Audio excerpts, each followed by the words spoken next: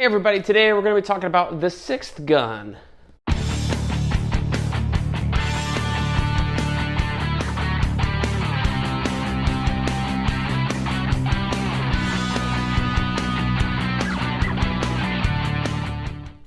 Hey everybody, and welcome back to BK's Bullets. As always, I'm your host, Brent, and today we're going to be doing a review of The Sixth Gun.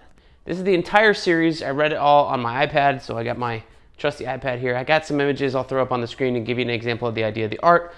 I got these from Comixology Unlimited as part of their library program a long time ago. So long, in fact, that they're no longer on the library program, but Comixology Unlimited allows you to have stuff checked out forever. So I probably have had these for 3 years or something like that, just sitting in my waiting to read pile. So I was in a phase where I was finally getting around to stuff I haven't read. I read Outcast, I read The Sixth Gun, I read Kill or Be Killed.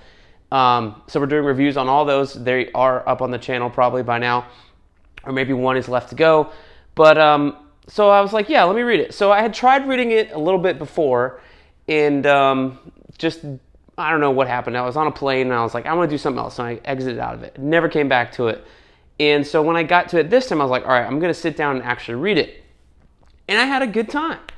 So what is The Sixth Gun? It's a series by Oni Press, written by Cullen Bunn, art by Brian Hurt, and it's a Western paranormal tale that's about 6 pistols, basically, and if you can collect all 6, kind of like Pokemon, you have all the power in the world, kind of, sort of. Each gun has a different feature, we'll call it, a type of special ammo. One fires with the power of a cannon. The other one can bring people back to life as like these kind of wraith things. And if you collect all 6, one never misses. One shows you like the past, the present, and the future. So if you collect all 6 and put them on this seal somewhere in the world, or there's multiple seals, you can go descend into the underworld and then have the power to reshape the world as you see fit. So that is what our heroes and villains are trying to do throughout this almost 50-issue series. I think it was 48 issues. And there's a couple miniseries interspersed throughout here, and we'll get to that. So the issues, or the ones I had checked out from Comixology Unlimited, were the deluxe editions, I guess, where it's 2 series in 1 book with a lot of extras. So if you're going to read them, I suggest those. It does have all the miniseries that spun off of it included in there too.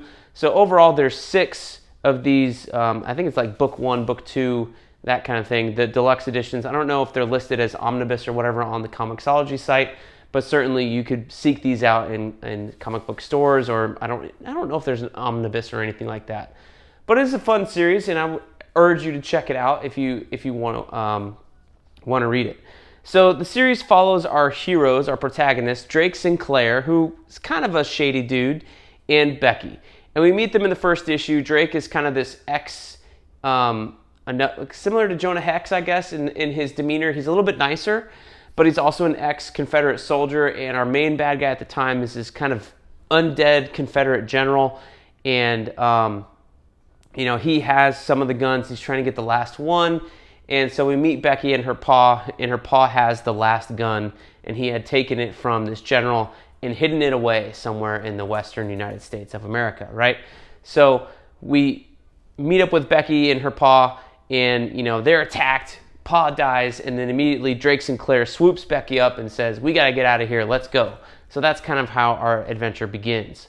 And over the course of time, we meet some other characters. We go, it feels like, to Louisiana. There's some like weird Creole, Bayou, supernatural stuff in here. Also, with maybe some little bit of voodoo mixed in here, or elements of that. We go to like a plantation. We go to the way out west to like the tumbleweeds and everything. We're in the prairies. Like, there's places mentioned in the books, but it's never really spelled out where you are. It's just kind of like, in general, the American West, right? And I'm not sure if that's because I feel like Cullen Bunn, I don't know if he's British or not. I've got a feeling he is. Maybe an interview I read with him or listened to him on a podcast or something like that. But, that's just, it's kind of just general West, right? somewhere in the South, somewhere in the West of America, back 100 years ago or so, 200 years ago, whatever, 150. Yeah, it's 2024 right now. Okay, so more than 100. That's kind of the gist of it.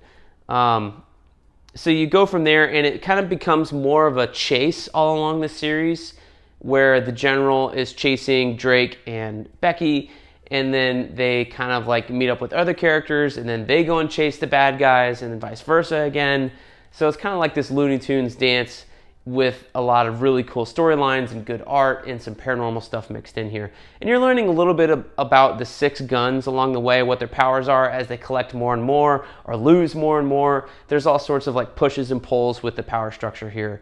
I think the only thing that was weird for me is that the add-on miniseries that are included in the deluxe editions feel like they're totally skippable, right? They don't really add anything in terms of the mythology, I felt like. And there were times where I was certainly paging through on my iPad like, all right, let's get to the next Drake and Becky adventure, because this is kind of like not important.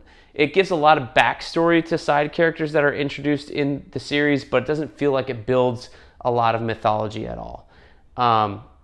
There was one that gave a lot of backstory to like the main villain's sidekick towards the end of the series, and I thought that was interesting. Gave the backstory of why he hates Drake Sinclair so much. He's like a Pinkerton agent at one point in time. But then you also had already had Drake's story told of that same like altercation told in the series. So it's kind of like, well, I already know what your issue is here, bro. Like, big deal. So I felt like they're totally skippable. I think that's the only downside I can say about this series, that the side miniseries feature characters that you have or haven't met in the series before, and yet they don't feel like essential storylines. And I guess that's okay. Do I wish they had not been included with this book, the omnibuses, deluxe editions I was reading? Yeah, kind of, because it kind of felt like filler. Instead of getting 12 issues of the 6 gun, you would get 6 issues of the 6 gun and then 6 issues of a miniseries instead of like more issues of the main book. So that's my one complaint there. And also too, like, they also feel a little bit different because it's not Brian Hurt drawing all of them. He draws all 48 issues of the 6 gun. He's probably working on that at the same time. But they get other artists to do the fill-in miniseries, and their styles just, they do complement each other, but it's not the same. I don't know. So a different artist plus with a story that feels like totally skippable makes for a mediocre side reading experience. I'll say that, right? But the main story, I think, is pretty good. It is a little weird where you spend like 40 issues in the American West and South, and then the last couple of issues you go into the underworld and you're introduced to all these kind of newer concepts. That feels a little weird, feels a little forced maybe, and it's like totally not the book you've been reading before, but you are wrapping up the conclusion to everything.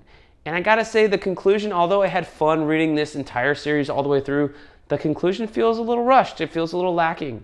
I could have gone for maybe another arc in the underworld, or started it earlier in the series, skipped one of the middle arcs or something like that, and moved that up and expanded it a little bit, because it did feel like the final battle and everything just kind of happened very, very quickly in the final issue or two, and everything kind of wrapped up in a not so satisfying way. And it not like we figured it out. It was just kind of like the cycle begins again, and I don't know what I expected from that story, but with the idea that they introduced with Drake in the middle of the series about how he was involved with the 6 guns and where he was coming from, things like that, certainly felt like we were going to get something different rather than maybe what was expected in a story about cycles of rebirth, right? So I don't know. I had fun reading it, but at the end of the day, it's not like I can say this is as good or better than the first half of Fables, or this is as good or better than all of Y the Last Man. Like, it's not. It's good. It's worth your time if you're looking for this type of story, but I'm not going to go out and recommend it to everybody, or say like, hey, new comic readers, you can read this. This is fun and interesting and cool. This might be like round 3 of my recommendations if people are trying to look for something outside the superhero realm, right?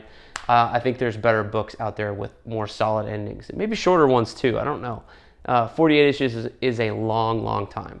So those are my thoughts on the Sixth Gun as a series as a whole. Let me know what you thought of this series down below in the comments, and we'll see you guys next time in the Funny Pages.